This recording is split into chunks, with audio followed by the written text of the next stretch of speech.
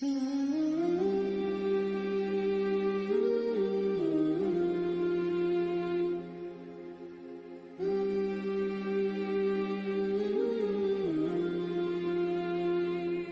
انس بن مالک رضی اللہ عنہ سے روایت ہے کہ نبی کریم صلی اللہ علیہ وسلم مکہ مکرمہ میں اپنی چچی ذات بہن حضرت ام ہانی رضی اللہ عنہ کے گھر میں آرام فرما رہے تھے۔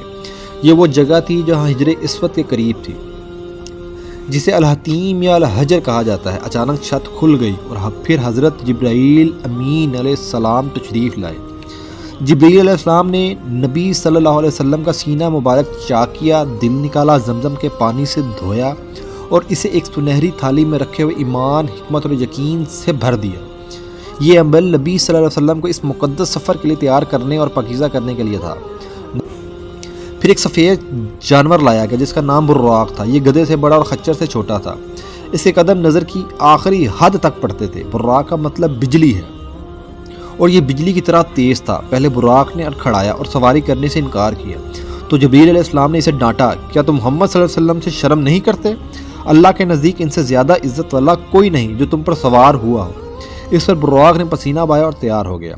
نبی صلی اللہ علیہ وسلم براق پر سوار ہوئے اور جبرائیل علیہ السلام کے ہمراہ مکہ سے روانہ ہوئے۔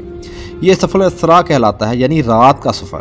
راستے میں کئی مقدس مقامات پر رکا گیا اور نماز عطا کی گئی۔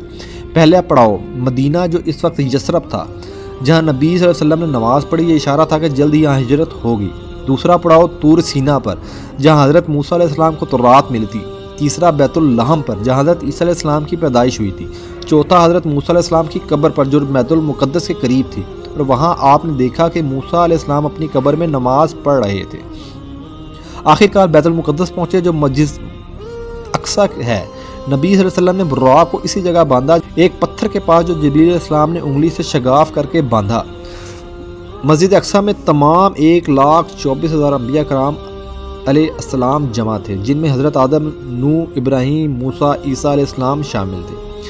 جبرائیل علیہ السلام نے نبی صلی اللہ علیہ وسلم کو آگے کیا اور آپ صلی اللہ علیہ وسلم نے تمام انبیاء کی امامت فرمائی، 2 رکعت نماز پڑھائی۔ یہ اللہ تعالیٰ کی طرف سے نبی صلی اللہ علیہ وسلم کی افضلیت اور امامت کا اعلان تھا۔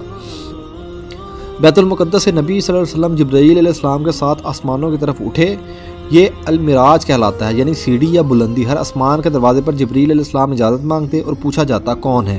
جبرائیل۔ ساتھ کون ہے؟ محمد صلی اللہ علیہ وسلم۔ کیا بلائے گئے ہیں؟ ہاں۔ پھر خوش آمدید کہا جاتا اور دروازہ کھل جاتا۔ پہلا آسمان، حضرت آدم علیہ السلام سے ملاقات۔ جبرائیل نے فرمایا، یہ تمہارے باپ آدم ہے، سلام کرو۔ آدم علیہ السلام نے جواب دیا، خوش آمدید اے نیک بیٹے اور نیک نبی۔ یہاں نبی صلی اللہ علیہ وسلم نے دیکھا کہ آدم علیہ السلام کے دائیں طرف جنت میں جانے والے اور بائیں طرف جہنم میں جانے والے۔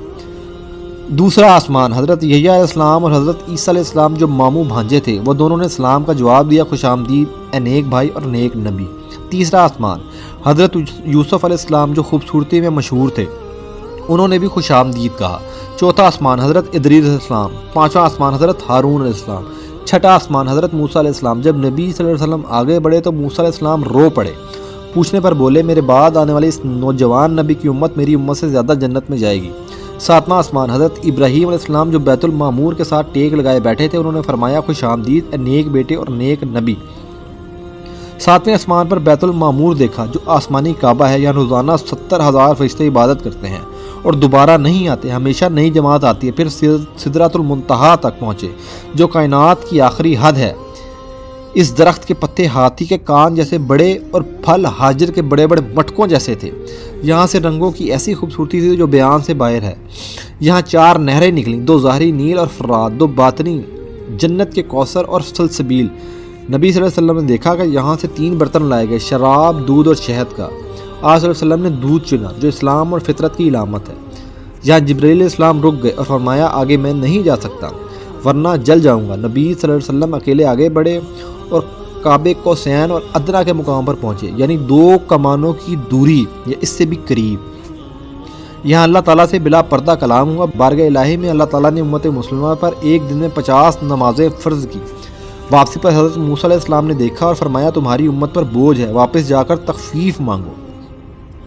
میں نے بنی اسرائیل پر آزمایا ہے، وہ کم بھی نہ کر سکے۔ نبی صلی اللہ علیہ وسلم کئی بار واپس گئے، پہلے 50 سے 40، پھر 30، 20، 10 اور آخرکار 5 نمازیں رہ گئی، مگر ثواب 50 کا۔ اللہ نے فرمایا، میری بارگاہ میں حکم نہیں بدلا جاتا مگر میں نے اپنے بندوں کا بوجھ کم کیا ہے، ہر نیکی کا اجر 10 گنا ہے۔ نبی صلی اللہ علیہ وسلم نے موسیٰ علیہ السلام سے کہا اب شرم آتی ہے مزید مانگنے میں راضی ہوں۔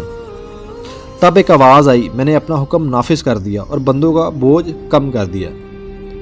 نبی صلی اللہ علیہ وسلم نے جنت اور جہنم بھی دیکھی۔ جنت میں خوبصورت محلات، نہریں، پھل اور نیک لوگوں کی حالت۔ جہنم میں عذاب، زنجیروں میں جکڑے گناہ گار، آگ کے کنویں، مختلف قسم کے عذاب۔ یہ مناظر امت کو متنبع کرنے کے لیے تھے۔ رات ختم ہونے سے پہلے نبی صلی اللہ علیہ وسلم مکہ واپس آ گئے۔